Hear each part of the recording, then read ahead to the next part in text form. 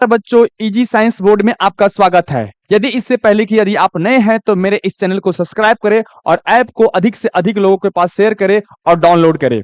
चलिए अब हम लोग देर नहीं करते हैं। ये 12th क्लास बायो का जो है वो ये 12th क्लास बायो का थर्ड लेक्चर है। क्या है? नमस्कार। जनन के प्रकार में सबसे पहले हम पढ़ेंगे अलैंगिक जनन के बारे में। जनन आखिरकार होता कैसे है? देखिए, लैंगिक जनन जो होता है, लैंगिक जनन के लिए क्या होता है कि सबसे पहले इसके बारे में कुछ जानते हैं कि यह सबसे पहले जो है एक कोशिकीय जीव में होता है। क्या होता है? एक कोशिकीय जीव में होता है। क्या होता है? एक कोशिकीय जीव में, यानी उसका एक ही कोशिका जो होता है उसका संपूर्ण शरीर होता है। संपूर्ण क्या होता है? संपूर्ण शरीर होता है। जैसे बहुकोश के जीव हम लोग हैं, हम लोग के शरीर के अंदर सभी कार्य के लिए अलग अलग अंग होते हैं और ये अंग जो होते हैं वो कोशिका से बने होते हैं। होता क्या है कि कोशिका से मिलने से जो है वो अंग बनता है। कोशिका को मिलने से ऊतक बनता है और ऊतक को मिलने से अंग बनता है और अंग को मिलने से क्या बनता है? शरीर बनता है। तो इस प्रकार से हमारा शरीर जो है बहुत सारे कोशिकाओं से मिलकर बना हुआ हो गया। लेकिन जो है एक कोश के जो जीव होते हैं उसका संपूर्ण शरीर जो है वो एक ही कोशिका होती है। तो इन कोशिकाओं में वैसे प्राणी जो एक कोश के जीव होते हैं उसी में जो है वो अलैंगिक जनन होता है। लेकिन कुछ ऐसे भी होते हैं जिसमें जैसे पेड़ पौधे जो है और जिसमें कायिक प्रवर्धन होता है। अलैंगिक जनन का ही एक क्या है? पार्ट है, एक विधि है। लेकिन पौधे क्या होते हैं? बहुकोश के होते हैं। तो यहां पर इस चीज को थोड़ा सा ध्यान रखना पड़ेगा। चलिए हम पढ़ते हैं कि आखिरकार अलैंगिक जनन क्या है। तथा जनन की वह विधि जिसमें दो जीव की भागीदारी नहीं होती है। दो जीव, अब दो जीव की बात कही जा रही है तो यहां पर बहुकोश के जीव की बात नहीं कही जा रही है, यहां पर कही जा रही है एक कोश के जीव। ये ऐसा ही नहीं है कि एक कोश के जीव हो तो एक नर होगा और एक क्या होगा? मादा होगा। इस बात पे आपको ध्यान देना होगा। अलैंगिक जनन में दो जीव की भागीदारी नहीं होती है।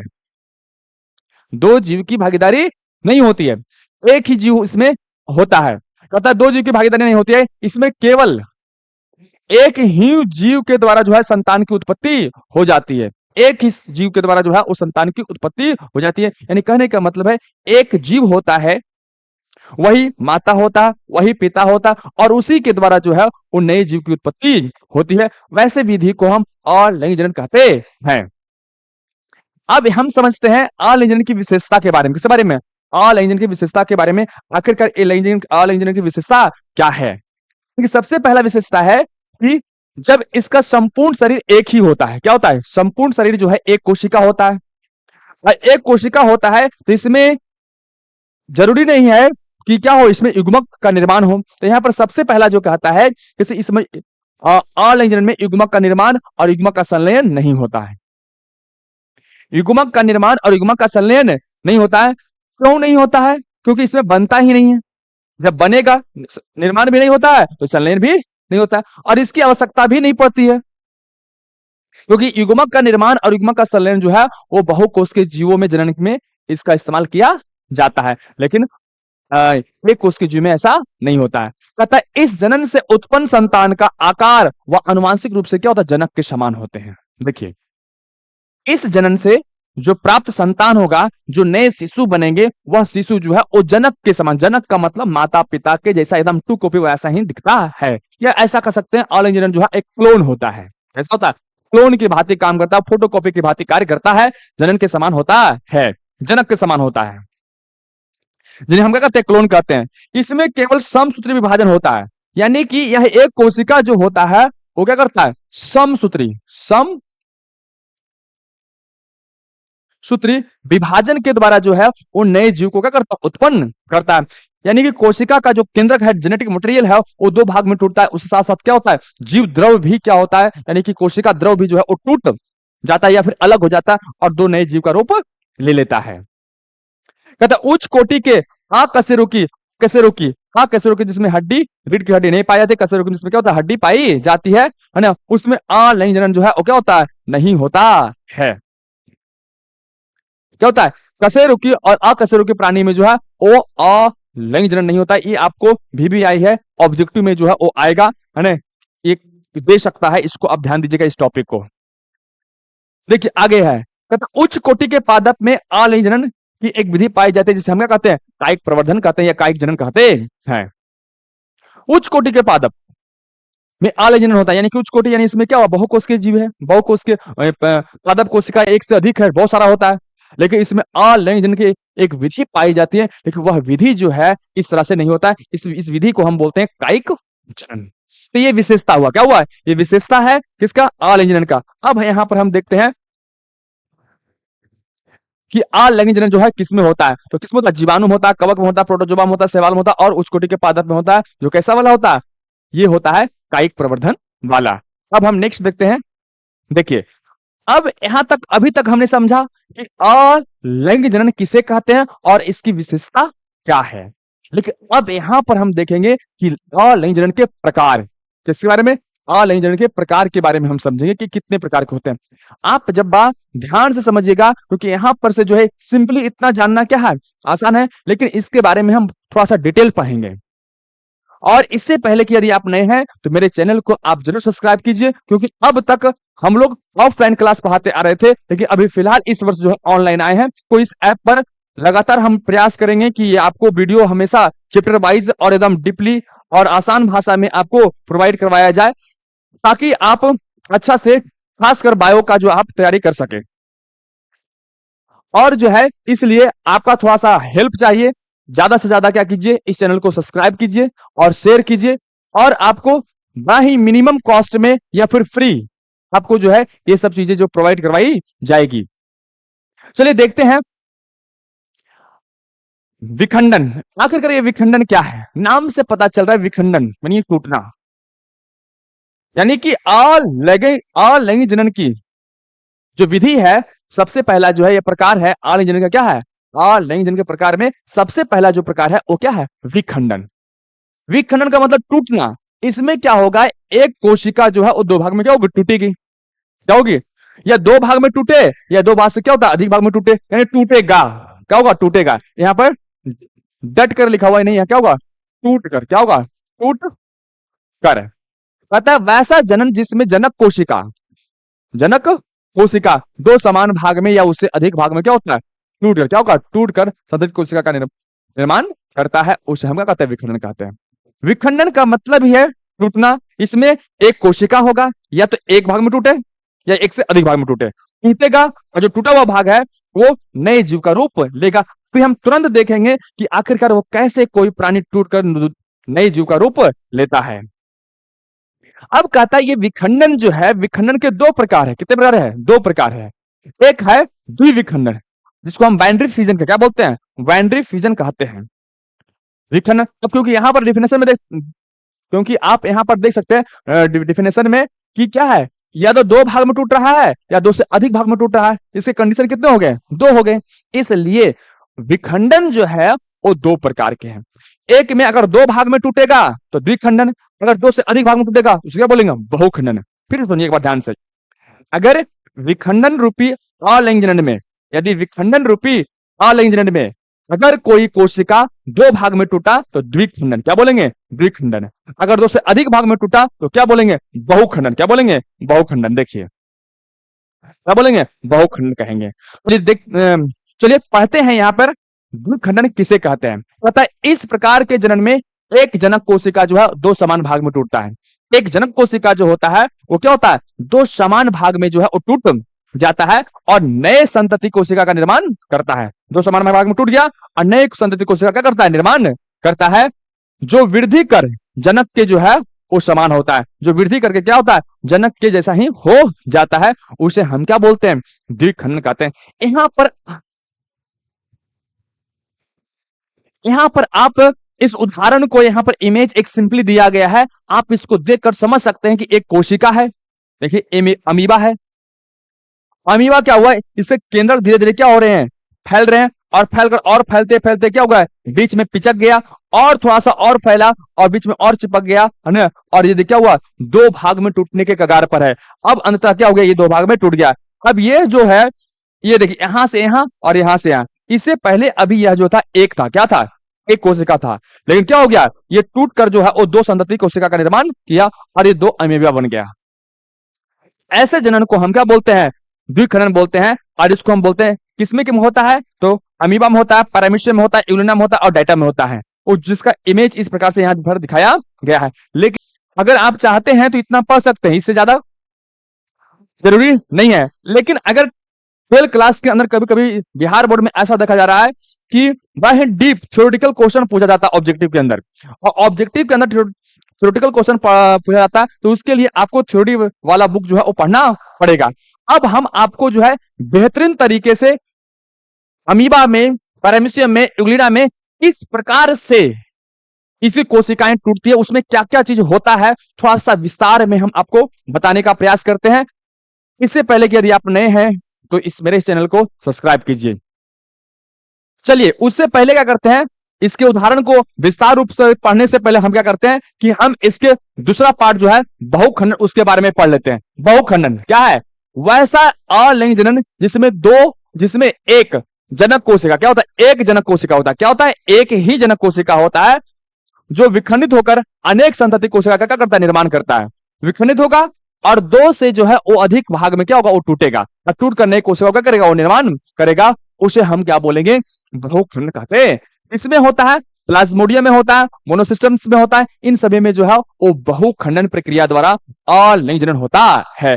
अब हम इन सभी उदाहरणों को बड़ी बेहतरीन तरीके से और सरल भाषा में जो है वो किस प्रकार से इसके अंदर अलिंग जनन होता है विस्तार पूर्वक समझेंगे। आप क्लास में जो है वो धैर्य बना के बने रहे। अभी तक आपने देखा कि अलिंग जनन किस प्रकार से होता है, कितने प्रकार होते हैं, और उसमें हम विखंडन के दोनों प्रकार को हमने समझा, द्विखंडन और बहुखंडन। अब ये द्विखंडन और बहुखंडन किन किन में होता है और कैसे होता है, और इससे कुछ ऑब्जेक्टिव सवाल बनेंगे, इसलिए बुक को हम लाइन बाय लाइन बड़े ध्यान तरीके से समझने का प्रयास करेंगे, और बड़ा आसान है। इस पे आप बड़ा ध्यान से समझिए, आपका ऑब्जेक्टिव पक्का है कि एक भी छूटेगा नहीं, अगर आप एकदम ध्यान पूर्वक इस चीज को क्या कर लिए, समझ लिए तो। चलिए देखते हैं, द्विखंडन पता है जब,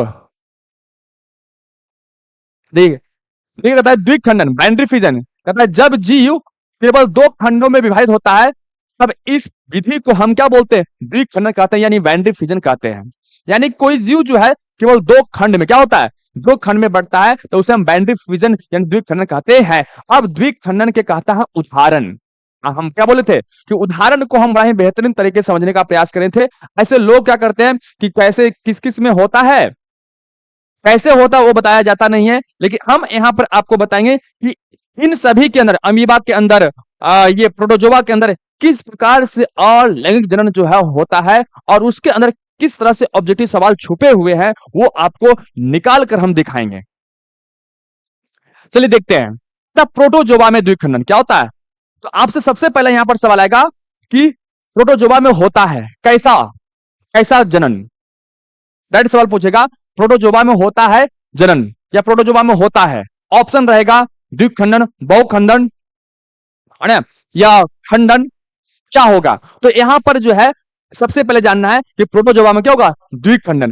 अगर द्विखंडन ऑप्शन में है फिर विखंडन नहीं रहेगा, बात समझना ये है।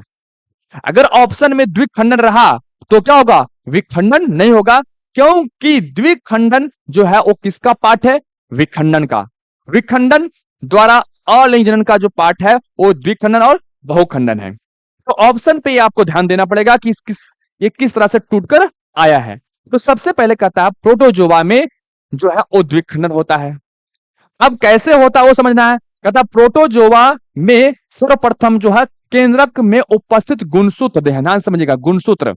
प्रोटोजोआ में जो होता है विखंडन जब प्रक्रिया होता है तो प्रोटोजोआ एक कोश के जीव है, और वो एक कोशिका है, क्या है, उसका एक ही कोशिका है, और उस कोशिका क्या है, देखिए केंद्रक है।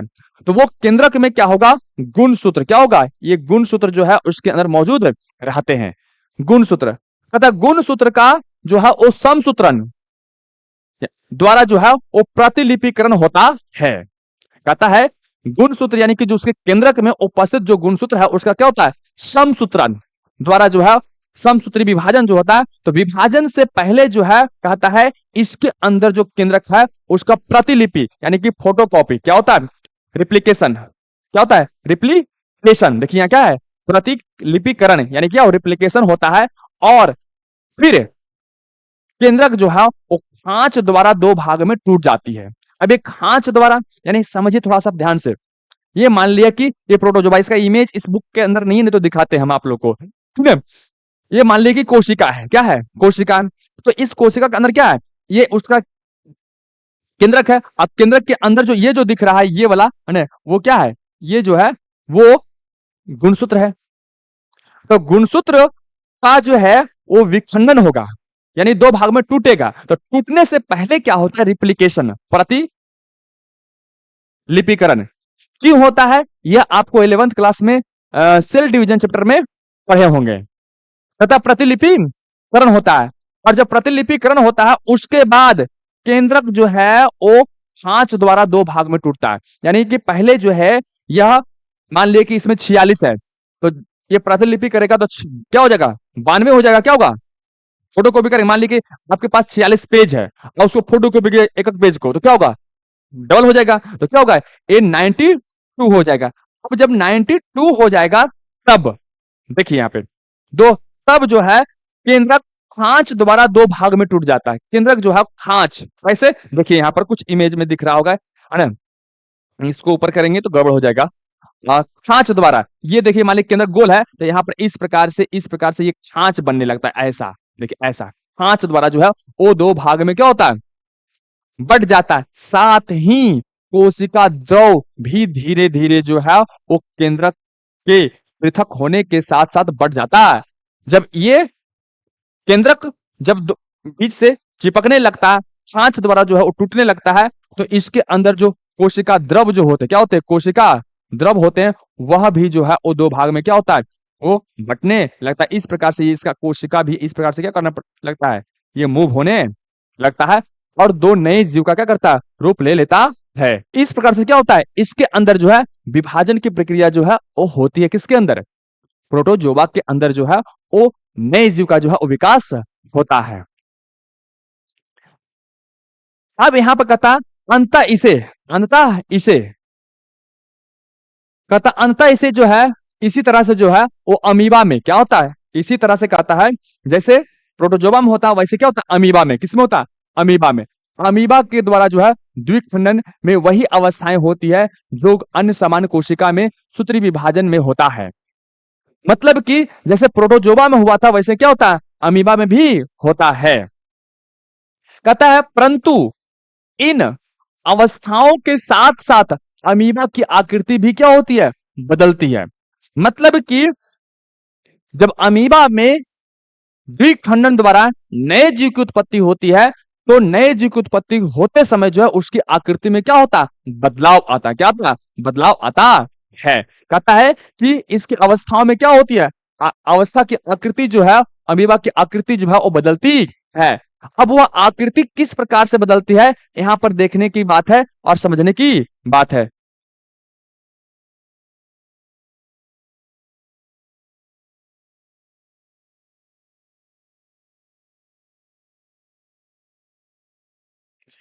देखिए, अब यहां पर अभी हम आपको बताए थे कि इसको बड़ा ही बेहतरीन तरीके से समझाएंगे कि कैसे कैसे क्या होता है अमीबा में ऑनलाइन जनन। देखिए यहां पर कुछ चीज के बारे में थोड़ा सा समझ लेते, फिर इमेज से समझेंगे वो ज्यादा समझ में आएगा। देखिए क्या लिखा गया बुक के अंदर, कहता है पूर्वा अवस्था क्या होता है?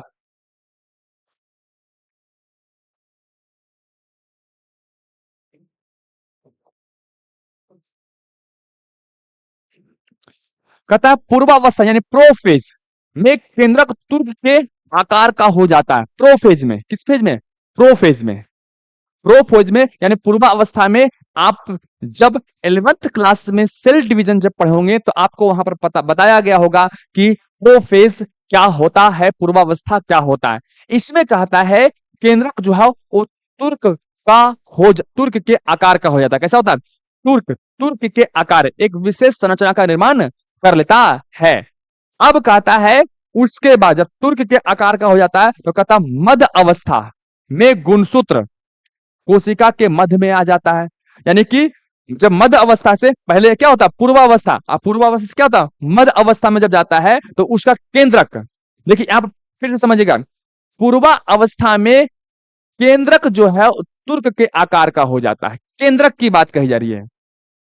जब पूर्वावस्था को वो छोड़ता है तब आता मध्य अवस्था में। कहता मध्य अवस्था में जो है वो गुणसूत्र कोशिका के मध्य में एकत्र हो जाते हैं। जो गुणसूत्र होता है केंद्रक के अंदर, कोशिका के जो केंद्रक होता है, कोशिका ये है और कोशिका के अंदर जो एक केंद्रक होता है, और केंद्रक में ये जो गुणसूत्र होते हैं, है ना, वो क्या होता है, ये गुणसूत्र जो होता है वह जो है वो मध्य में आ जाता है। मध्य माने बीच में, इसलिए इसको मध्य अवस्था कहते हैं। कहता उसके बाद क्या होता है, पश्च अवस्था में। कहता है पश्च अवस्था में गुणसूत्र पृथक होकर विपरीत ध्रुव पर चले जाते हैं।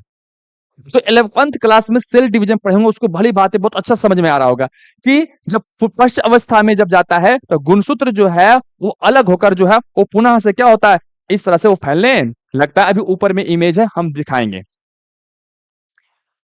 ध्रुव पर चले जाते हैं, साथ ही कोशिका अधिक लंबी हो जाती है। जब ऐसा होता है तो कोशिका जो है थोड़ा लंबा हो जाता है। कहता है अंततः अवस्था यानी कि टीलोफेज में कोशिका द्रव का में एक क्या होता, छांच द्वारा दो भागों में बट जाती है। अंत में जब लास्ट विभाजन की जब लास्ट प्रक्रिया होती है तो उसमें जो कोशिका द्रव, ध्यान समझिएगा यहां पर, इस पे ध्यान दीजिएगा, कोशिका द्रव भी पहले अभी क्या बट रहा था, अभी बट रहा था केंद्रक। तो केंद्रक के बाद अब क्या बटेगा, केंद्रक के बाद जो है अब बटेगा कोशिका द्रव, जो है वो बटने लगता है और वो दो भाग में एकत्र, दो भाग में एक एक छोटे छोटे केंद्रक में क्या होता आ जाता है। और अंत अमीबा दो शिशु अमीबाओं में क्या होता बट जाता है, जिसे अमीबा कहते हैं। आप जरा ध्यान से समझिए, इस पूरा पैराग्राफ में क्या बोला, सबसे पहले केंद्रक बटेगा, उसके बाद केंद्रक के अंदर जो कोशिका द्रव होते हैं, ध्यान समझिए यहां पर थोड़ा सा इमेज के द्वारा हम बताते हैं, ये इसको हम मिटाते हैं, थोड़ा सा हम यहां बताते हैं।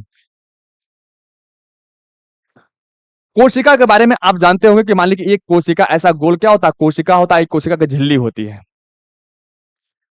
और ये इसका कोशिका का केंद्रक होता है।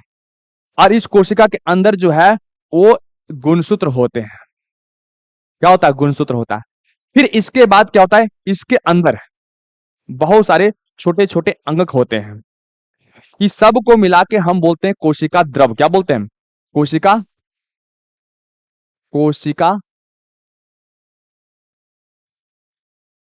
द्रव। इसको हम क्या बोलते हैं, केंद्रक। क्या बोलते हैं, केंद्रक। ये क्या होगा, उसका जेनेटिक मटेरियल यानी डीएनए बोल सकते हैं या गुणसूत्र बोल सकते हैं, शॉर्टली हम यहां लिख देते हैं। अब आपको एक जानकारी जरूर होगा कि इस कोशिका का ब्रेन यानी दिमाग कौन है, दिमाग यानी कि ब्रेन कौन है, केंद्रक होता है। अच्छा, आपसे एक सवाल पूछते हैं, दो भाई हैं और दो भाई में अभी छोटा है, बड़ा होगा, शादी और विवाह हो जाएंगे, एक दिन दो भाई में क्या होगा, बंटवारा जरूर होगा। वर्ड समझिएगा, बंटवारा यानी कि विभाजन ही बंटवारा होगा। तो बताइए बंटवारा से पहले क्या होता है, आप जरा सोचिएगा, अपने आसपास के क्षेत्र में, अपने घरों में देखिए और विचार कीजिए आसपास के उदाहरणों से। बंटवारा से पहले दो भाइयों के मन में एक विचार उत्पन्न होता है। पहले मन बंटता है, पहले दिमाग बंटता है, तभी दो भाई, जब तक दो भाइयों के बीच में प्रेम है तब तक वो क्या होगा, बंटवारा नहीं करेगा, अपने संपत्तियों का, पैतृक संपत्तियों का साथ में रहेगा। लेकिन जिस दिन दो दिमाग के बीच असमन्वय उत्पन्न हो गया यानी दिमाग बट गया, तब जो है संपत्ति का बंटवारा होता है। तो देखिए, आप ज्यादा लंबा इसको नहीं खींचते और सिंपली समझते हैं, ये दिमाग हो गया कोशिका का केंद्रक। तो सबसे पहले क्या बोलता है, ये दिमाग बटा, क्या बटा, दिमाग। जरा देखिए क्या बोलता है, केंद्रक तुर्क के आकार का हो जाता है और क्या होता है, ये धीरे धीरे बढ़कर क्या होता है, पहले ये अंत अवस्था में चला जाता है।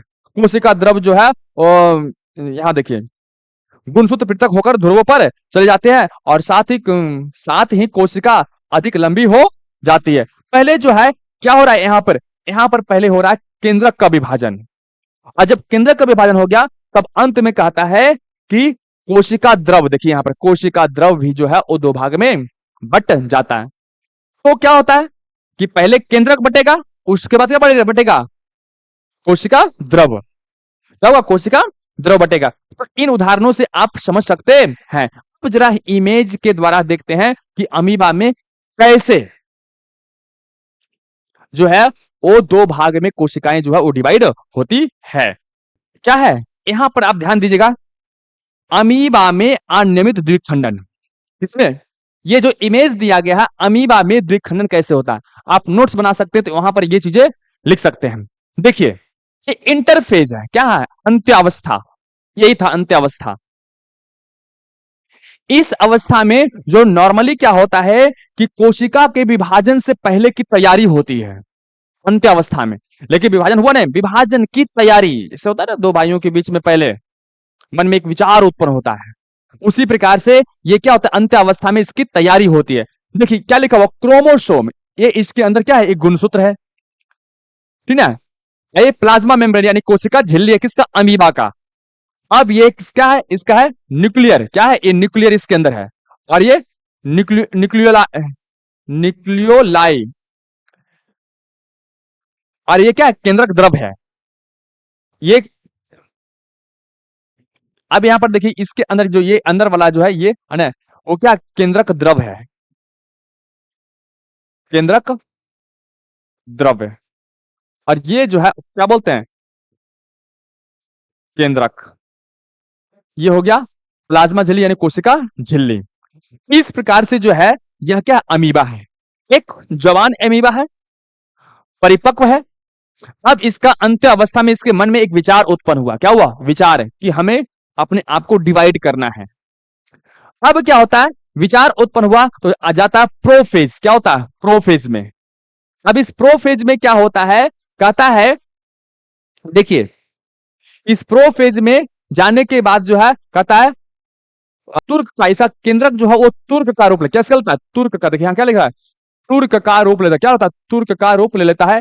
और तुर्क के रूप लेने के बाद जो है मतलब इसमें एक इस केंद्रक में जो है एक विशेष प्रकार के संरचना, इसे केंद्रक के संरचना में एक विशेष प्रकार क्या आता है बदलाव आता है, जो यहाँ पर दिखाया सिंपली ऐसा लिखा गया है खाली। अब यहाँ पर कहता है अब उसके बाद जब तुर्क का रूप ले लेता है तब देखिए इसका जो कोशिका द्रव जो होता है वो बीच में आ गया, क्या आ गया बीच में आ जाता है, सारे गुणसूत्र क्या हुआ बीच में आ गया, तो इसलिए इसको क्या बोला मध्य अवस्था। अब मध्य अवस्था के बाद फिर क्या होता है फिर से ये दोनों कोशिकाएं जो है क्या होती है जो कोशिका के अंदर केंद्रक है और केंद्रक के अंदर जो गुणसूत्र है ये गुणसूत्र क्या होता है फिर से ये फैलता है, और जब फैलता है तो उसको बोलते हैं ईयरली एनाफेज, क्या बोलते हैं ईयरली एनाफेज कहते हैं, यानी कि फैल रहा है लेकिन फैला नहीं है। अब क्या होता है अब आता है मिड एनाफेज, देखो यहां पूरी तरह से क्या हुआ इधर चला गया और ये किधर चला गया, ये क्या है ये है गुणसूत्र, क्या है ये गुणसूत्र जो है वो एक इस तरफ आ गया और एक उस तरफ चला गया। अब अंतर जब ऐसा होता है तो लेट एनाफेज में क्या होता है कि देखिए यहां से हल्का सा क्या हुआ कोशिका का केंद्रक बीच से क्या हुआ खांच बनाने लगा।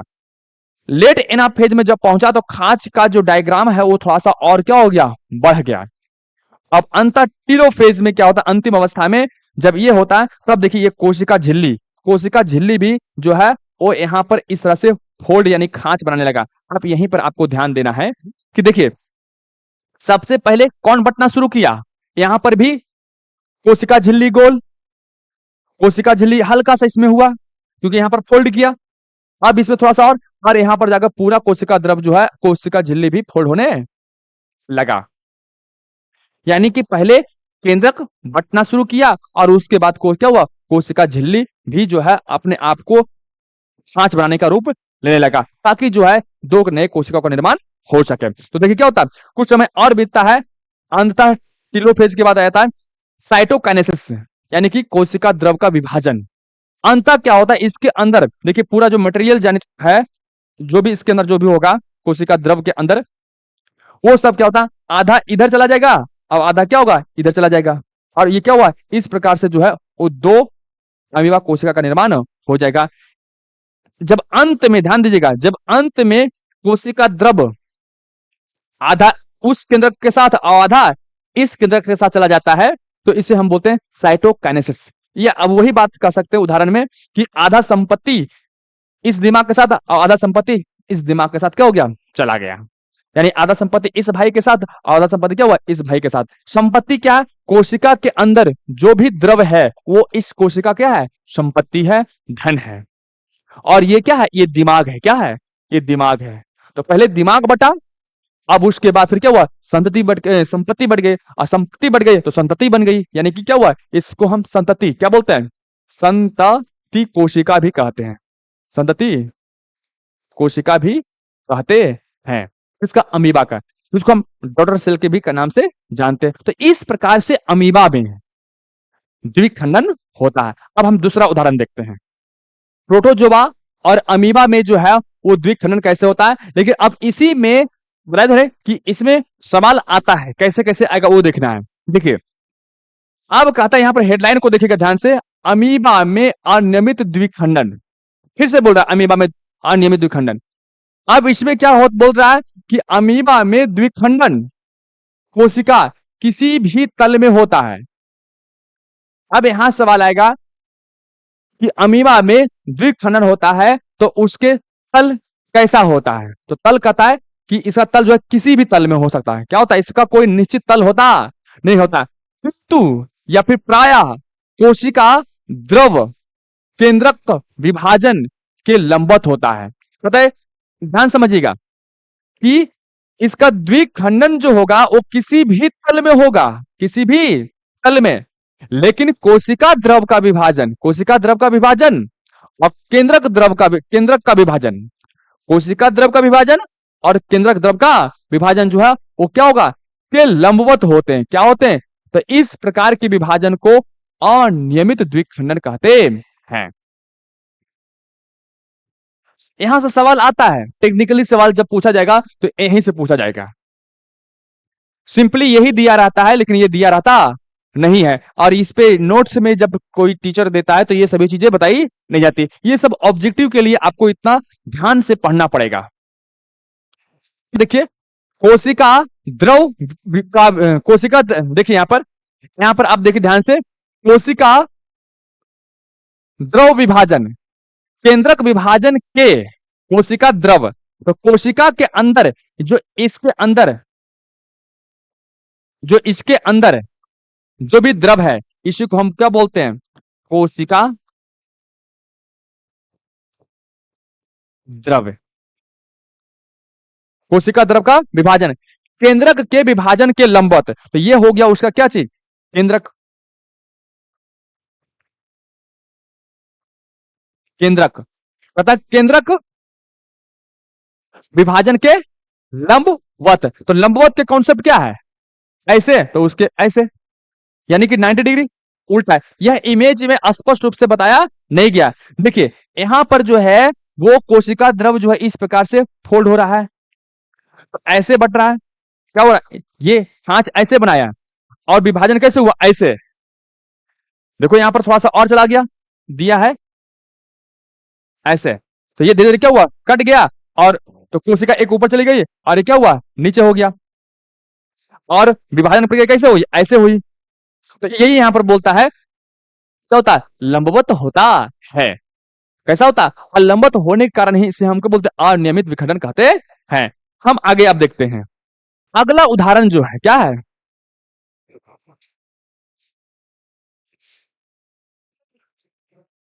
देखिए अगला उदाहरण जो है वो क्या है, यूग्लिना में द्विखंडन होगा कैसे। यूग्लिना में, किसमें, यूग्लिना में। तो सेम वैसा ही होगा।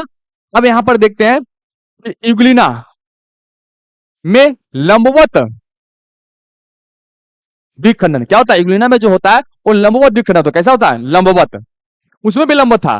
कहता है इस प्रकार के द्विखंडन जो है यूग्लिना जैसे कशाभिकी जीवों में पाया जाता है। किसमें, यूग्लिना जैसे कशाभिकी जो जीव होते हैं उसके अंदर क्या होता है, पाया जाता है। यूग्लिना में लंबवत द्विखंडन कैसा होता है, लंबवत द्विखंडन होता है। इसमें होता क्या है, कहता है इसमें केंद्रक विभाजन अमीबा के भांति समसूत्री विधि से होता है। जैसा अभी फिलहाल पीछे देखे थे अमीबा में जैसे होता है वैसे क्या होता है, इसमें भी होता है। कहता है इसमें कोशिका द्रव विभाजन यूग्लिना के शरीर के क्या होता है, लंबवत होता है, यूग्लिना का जो शरीर होता है उसे क्या होता है, लंबवत होता है। तो आपको सीधा सीधे याद रखना है कि अमीबा में और यूग्लिना में जो है कोशिका द्रव और केंद्रक क्या होगा, लंबवत विभाजन होता है। इन दोनों का क्या होता है, लंबवत विभाजन होता है। टेक्निकल सवाल 12 क्लास के अंदर इन चैप्टर से यहीं से पूछा जाएगा। ठीक है, कहता है केंद्रक के विभाजन प्रारंभ होने के साथ ही कोशिका का मुख जो है, मुख से हुए संग्राहक कसाभिकी सहित एक छाछ द्वारा बटने लगता है। कहता है कि केंद्रक का जैसे विभाजन प्रारंभ होता है तो एक मुख के द्वारा, कैसा होता है, एक मुख, जैसे यहाँ पर खांच था ना, जैसे यहाँ पर बन रहा था खांच ऐसे कोशिका द्रव का, कोशिका झिल्ली का, वैसे इसमें क्या होता है, मुख से होते हुए संग्राहक कसाभिका सहित एक खांच द्वारा बटने लगता है। और यह खांच धीरे धीरे लंबवत आगे की ओर क्या होती है, बढ़ने लगती है। और केंद्रक के दो भाग में क्या होती है, ये खांच जो होता है वो क्या करता है, लंबवत इस प्रकार से क्या होता है, वो बढ़ने लगता है। कोशिका द्रव जो बीच में होता है वो आधा इधर आधा क्या इधर हो जाता है।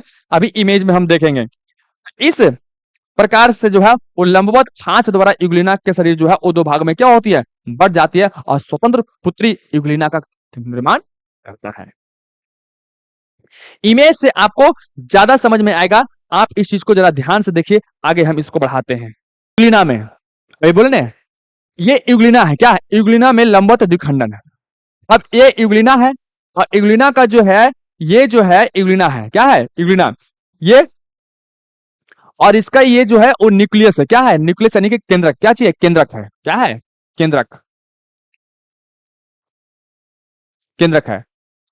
अब यहां पर कहता है कि सबसे पहले जैसे ही इसका केंद्रक विभाजन शुरू करता है, जैसे यहां पर मूल रूप से केंद्रक है, थोड़ा समय बीता, इसमें विभाजन की प्रक्रिया क्या हुई, शुरू हुई, और यहां पर देखो विभाजन क्या हुआ, होना शुरू हो गया। जैसे ही होना शुरू होता है तो यहां पर देखिए एक क्या होता है, मुख, क्या होता है, एक मुख बना, क्या बना, एक मुख, जो मुख संग्राहक मुख जिसको बोले थे, है ना, संग्राहक मुख इस प्रकार से क्या हुआ, बनना शुरू हुआ। और ये पूरा बनते जाएगा, बनते जाएगा, और क्या होगा देखिए इस प्रकार से, ये ऐसे, इसको ऐसे, और ये ऐसे क्या करेगा, ये दो भाग में, यहां पर देखिए इस फिगर में इस प्रकार से ऐसे क्या करता है, ये दो भाग में ये टूट गया। अब यहां से ये जो केंद्रक इस प्रकार से ये फोल्ड हो रहा है, खांच बना रहा है, तो आधा केंद्र क्या होगा, इस शरीर में चला जाएगा, आधा केंद्र क्या होगा, इसमें चला जाएगा, और बीच से ये क्या फट जाएगा, और एक यूग्लिना इधर हो गया और एक यूग्लिना क्या हो गया, इधर हो गया। तो इस प्रकार से देखो क्या हुआ, लंबवत। अब यहां पर लंबवत वाला कॉन्सेप्ट क्लियर हो रहा होगा कि इसमें वो केंद्रक जो है इधर एक जा रहा और एक इधर जा रहा, और बीच से क्या हुआ ऐसे, तो बताइए यहां पर कितना बना, 90 डिग्री बना। तो इस प्रकार से जो यूग्लिना में जो है वो क्या होता है, लंबवत द्विखंडन होता है। आप इस डायग्राम को जो है वो आप आराम से नोट कॉपी में जो है वो बना सकते हैं।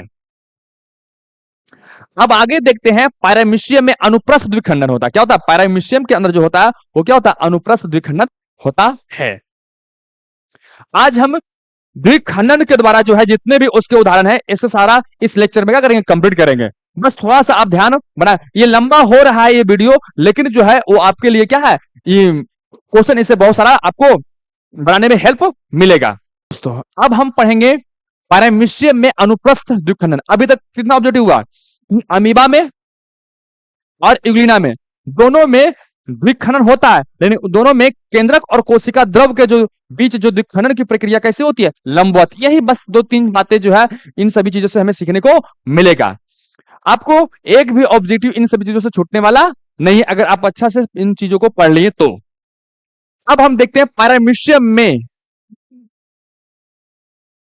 अब हम देखते हैं पैरामीशियम में अनुप्रस्थ द्विखंडन। क्या होता है, अनुप्रस्थ द्विखंडन, उसमें था लंबवत, इसमें क्या है, अनुप्रस्थ द्विखंडन। क्या होता है, अनुप्रस्थ द्विखंडन होता है। कहता है पैरामीशियम में दो केंद्रक पाए जाते हैं। क्या होता है, पैरामीशियम के अंदर जो है कितना केंद्रक, दो केंद्रक पाया जाता है। कहता है एक को हम बोलते हैं गुरु केंद्रक, जिसको हम बोलते हैं माइक्रो न्यूक्लियस, और दूसरा को बोलते हैं लघु केंद्रक, जिसको बोलते हैं माइक्रो न्यूक्लियस। ध्रुव केंद्रक जो है असूत्री विभाजन द्वारा दो भागों में बढ़ जाता है। अब यहां से एक सवाल आ रहा है कि पैरामीशियम में जो गुरु केंद्रक होता है। क्या होता है? गुरु केंद्रक होता है। वो उसका जो है विभाजन कैसा हो? तो असूत्री विभाजन। क्या होता है? असूत्री विभाजन द्वारा दो भागों में बढ़ती है, यानी ये दो भागों में बढ़ता, क्या बोलते हैं, जैसे समसूत्री विभाजन होता है वैसा ही इसमें होता नहीं है। तो ये छोटा वाला को हम बोलते हैं लघु। लघु का मतलब छोटा होता है, इसका भी मतलब क्या हुआ? छोटा। अब बड़ा वाला को जो बोलते हैं गुरु केंद्र। क्या बोलते हैं? गुरु केंद्र। गुरु बड़ा होता है। इस प्रकार से जो है इसके अंदर पैरामीशियम के अंदर कितने केंद्रक होते हैं? दो केंद्र। तो यहां से एक सवाल और मिला कि पैरामीशियम में कितने केंद्रक होते हैं? दो केंद्रक। पैरामीशियम में कितने केंद्रक होते हैं? दो केंद्रक। पैरामीशियम में कितने केंद्रक होते हैं? दो केंद्रक। अब कहता है बड़ा वाला केंद्रक को हम क्या बोलते हैं? ध्रुव केंद्रक। क्या बोलते हैं? बड़ा वाला केंद्रक को हम ध्रुव केंद्रक बोलते हैं, और छोटे वाला केंद्रक को हम क्या बोलते हैं? लघु केंद्रक बोलते हैं। बड़ा वाला केंद्रक को इंग्लिश में बोलते हैं क्या? माइक्रो। क्या बोलते हैं? Micro nucleus. और छोटा केंद्रक को बोलते हैं माइक्रो न्यूक्लियस। यहां पर देखिए क्या है, वर्ड पे ध्यान दीजिएगा, माइक्रो और माइक्रो। क्या है? यहां माइक्रो और यहां क्या है? माइक्रो। ये दो चीज पे ध्यान देना पड़ेगा कि दोनों एक ही सिमिलर वर्ड जैसा है, लेकिन थोड़ा सा का अंतर है। अब बच्चे यहां पर क्या होते हैं? कंफ्यूज हो जाते हैं। तो यहां पर जो है इस तरह से गुरु केंद्रक हो गया और क्या हो गया? लघु केंद्रक हो गया। अब कहता है कि गुरु केंद्रक यानी कि इसका, किसका? इसका जो विभाजन है, इसका विभाजन जो है वो क्या होता है? असूत्री। क्या है? असूत्री विभाजन है। समसूत्री नहीं, सम मने बराबर है, इसमें असूत्री विभाजन होता है। क्या होता है? असूत्री विभाजन होता है।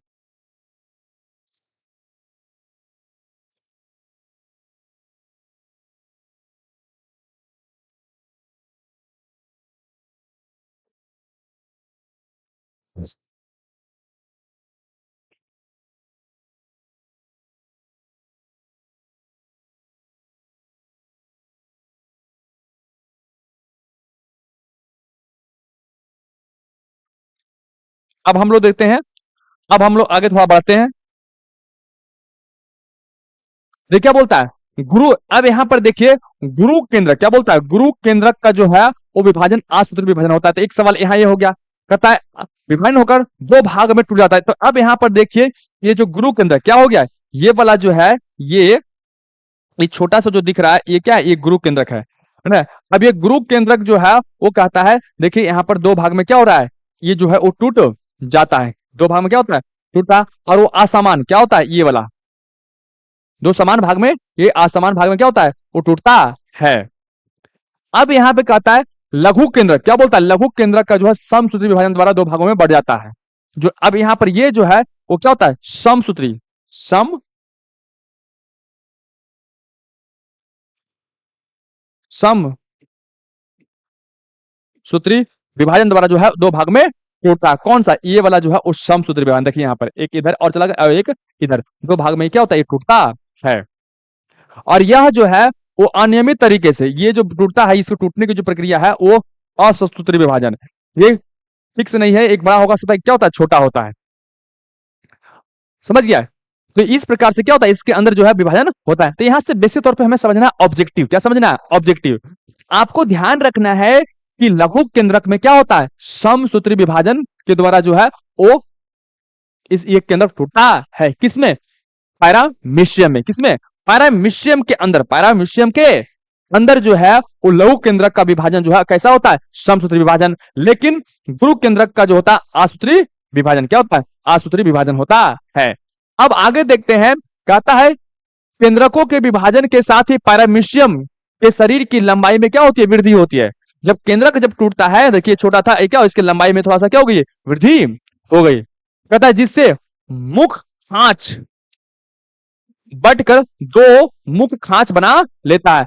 अब यह जो है कहता है इसका जो खांच जो है वो बढ़कर जो है दो मुख खांच बना लेता है। अब यहाँ पर देखिए बीच से ये क्या हो रहा है? ये जब टूट रहा है तो ये बीच से यहां से ये फोल्ड हो रहा है धीरे धीरे। अब यहाँ पर थोड़ा सा क्या हो गया? और फोल्ड हो गया।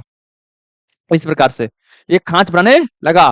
अब कहता है कि दोनों मुख खांचों के बीच से होते हुए अनुप्रस्थ खांच द्वारा पैरामीशियम की कोशिका जो है वो दो भाग में क्या होती है? बढ़ जाती है।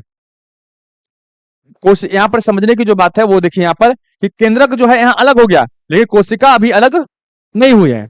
उसमें केंद्रक का कोशिका द्रव जो है लगभग में एक साथ जो है विभाजन होता है, लेकिन ऐसा इसमें नहीं है, इसलिए इसको बोलते हैं अनुप्रस्थ। क्या है? अनुप्रस्थ। पहले अणु जो है वो ऊपर नीचे चला गया और उसके बाद जो है विभाजन की प्रक्रिया शुरू होगी। अब यहां से कुछ क्या होगा, और एक फोल्ड करेगा और एक नया पैरामीशियम और एक नया पैरामीशियम, जिसको हम बोलते हैं डॉक्टर सेल कहते हैं। कहता दो कोशिका में दो भाग में बढ़ जाती है। अब प्रत्येक पुत्री कोशिका एक दीर्घ केंद्रक और एक लघु केंद्रक होते हैं। प्रत्येक जो डॉक्टर कोशिका होता है, ये डॉक्टर कोशिका है, इसमें क्या होता है, एक देखिए क्या हो गया, गुरु केंद्रक हो गया, एक लघु केंद्रक, एक गुरु केंद्रक हो गया और क्या हुआ, लघु केंद्रक के साथ जो है ये दो भाग में बढ़ जाती है और नए जीव का निर्माण करता है। तो इस प्रकार से पैरामीशियम में जो है द्विखंडन होता है। पैरामीशियम से बहुत सारे सवाल आ सकते हैं। तो आपको पहला सवाल हो गया, पैरामीशियम में किस प्रकार से विखंडन होता है, तो अनुप्रस्थ विखंडन होता है। पैरामीशियम में कितने केंद्रक होते हैं, तो दो केंद्रक होते हैं। क्या होता है, एक गुरु केंद्रक होता है जो बड़ा होता है, लघु केंद्रक होता है जो छोटा होता है। लघु केंद्रक में क्या होते हैं, लघु केंद्रक का विभाजन जो है असूत्र विभाजन द्वारा होता है और लघु केंद्रक का विभाजन जो होता है समसूत्र विभाजन द्वारा होता है। तो इस तरह से जो है ये प्रक्रिया होती है। अब हम देखते हैं अंतः जो है जीवाणु में, जीवाणु के अंदर जो है वो द्विखंडन द्वारा नए जीव की उत्पत्ति कैसे होती है।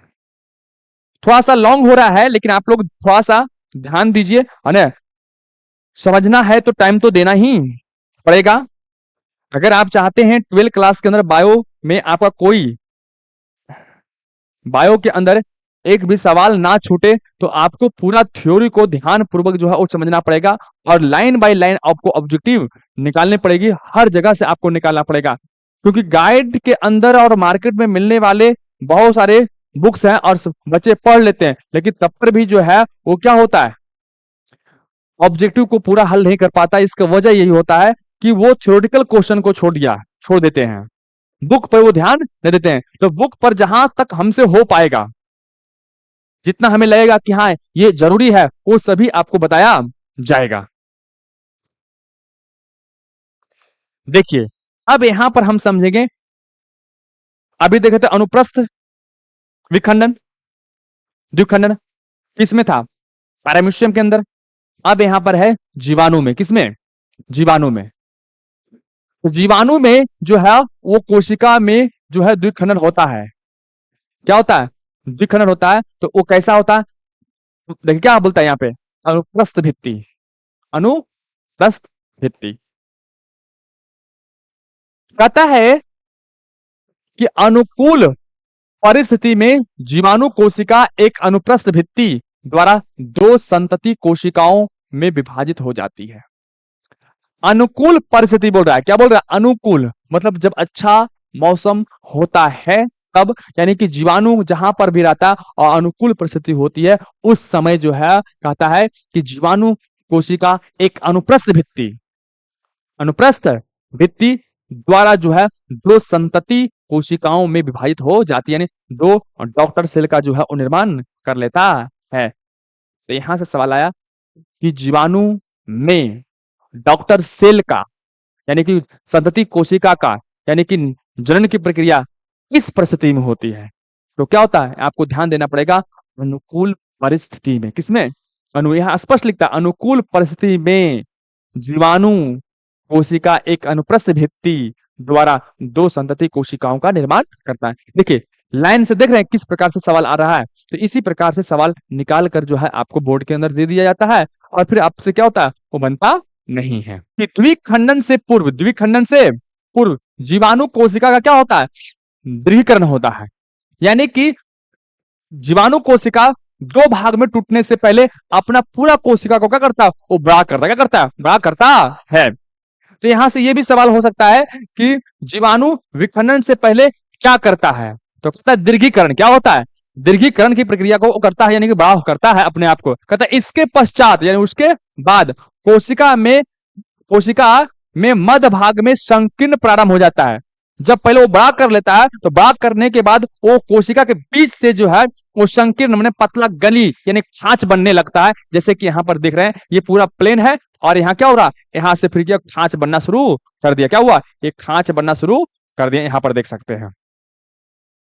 कहता है जो धीरे धीरे गहरा होकर कोशिका को दो संतति कोशिकाओं में क्या करता है, विभाजित करता है। यह खांच धीरे धीरे क्या हो रहा है, और बढ़ते जा रहा है और बढ़ते जा रहा है, और इस पूरी कोशिका को जो है वो दो भाग में क्या होता है, वो बांट देता है। किसमें? इस प्रक्रिया में कोशिका द्रव के साथ साथ केंद्रक द्रव भी विभाजित हो जाता है।